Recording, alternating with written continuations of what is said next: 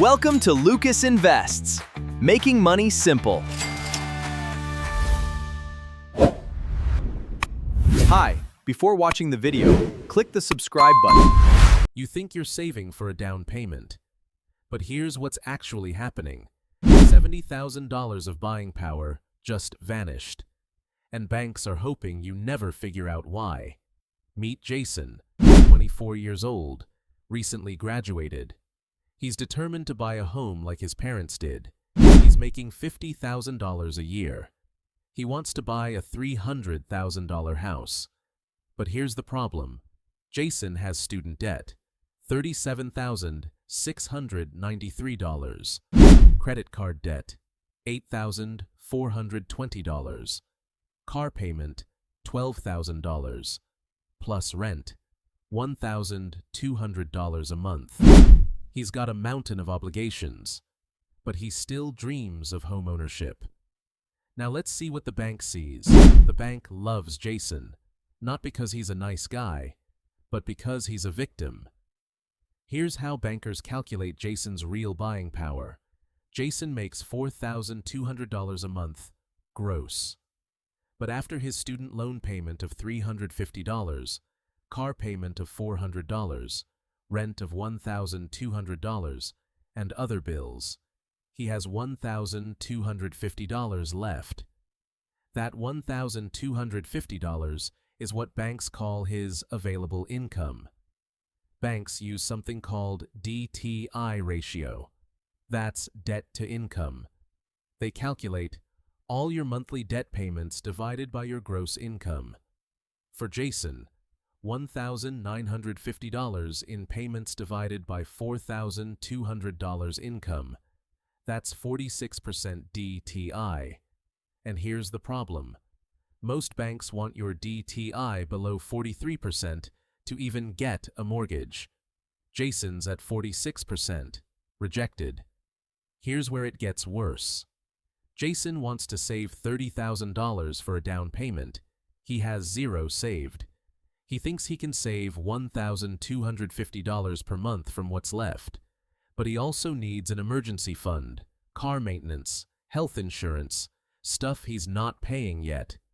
Realistically, he can save $300 a month. That means it'll take him 8 years to save for down payment. He'll be 32 years old. But wait, there's more. While Jason is saving for 8 years, house prices are climbing. Let's say houses appreciate 3% per year. That $300,000 house is now worth $380,000. Jason still has zero down payment saved because he's been paying $350 a month to student loans. But here's the killer. Banks calculate that if Jason had not had that student loan debt, his DTI would be 38%. He would qualify for a much bigger loan right now. The $70,000 is the difference. If Jason had no student debt, he could buy a $300,000 house at 24. Because he has student debt, he has to wait 8 years. By then, that $300,000 house is $380,000. The $80,000 price increase is because of inflation and market growth. But if you subtract the $30,000 he would have saved, he's down $50,000 to $70,000 in real buying power.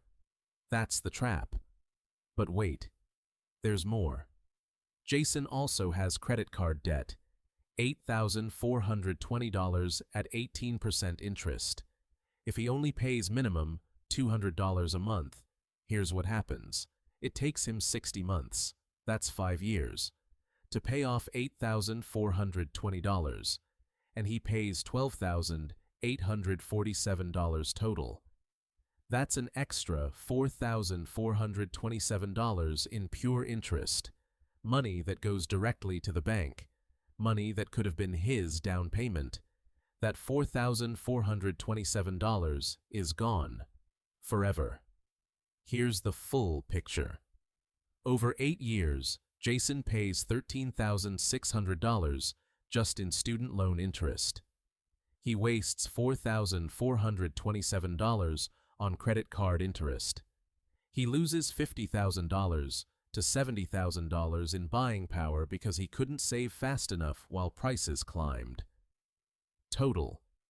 He's approximately $80,000 to $90,000 poorer than if he had no debt. And here's what's insane. Banks know this. They designed it this way. They don't want you to build wealth at 24. They want you dependent on debt at 24. Why? Because it's profitable for them. So what can Jason actually do? Here's the math that actually works. First, destroy the credit card debt, not slowly, fast. Throw $500 a month at it instead of $200. By throwing $500 a month at it, he pays it off in 17 months instead of 5 years. He saves $3,227 in interest. That $3,227 stays in his pocket. Second, once credit card is gone, he has $500 extra per month. He takes that $500 and aggressively saves for down payment. In just 3 years, he's saved $18,000. His DTI is now lower because he has no credit card debt. Banks will actually look at him now. He can get approved for a mortgage at 27 instead of 32. By taking action, Jason buys 5 years of his life back. He builds equity while prices are lower. He doesn't lose $70,000 in buying power. But here's the thing. This isn't about credit cards or student loans. It's about understanding how banks trap you. They know that debt at 24 keeps you poor at 32. They design products to keep you there. The solution is understanding the math, and then acting on it. Not someday. Today. So let's be real. If you have $30,000 plus in debt right now, you're looking at $70,000 to $100,000 in lost buying power, 5 to 8 years delayed homeownership, decades of extra mortgage payments, all because banks trapped you with debt. If this video opened your eyes to how the financial system really works, smash that subscribe button. I'm dropping videos every week showing you how banks trap you and how to escape. The math is simple, but nobody's teaching it. So, I am. See you next week.